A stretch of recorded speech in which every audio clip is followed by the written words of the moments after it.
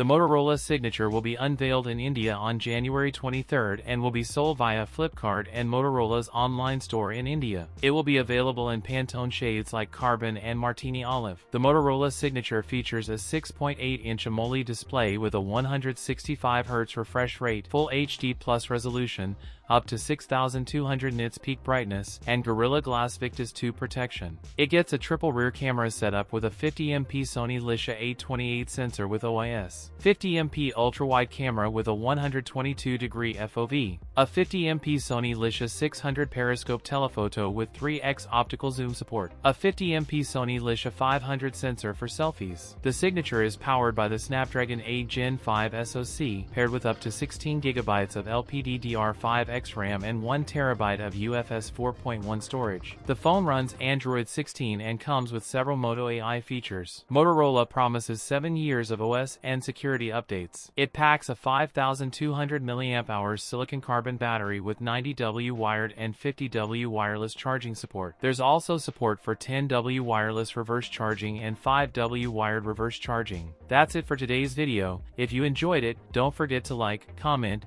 and subscribe for more content. Thanks for watching, and I'll see you in the next one.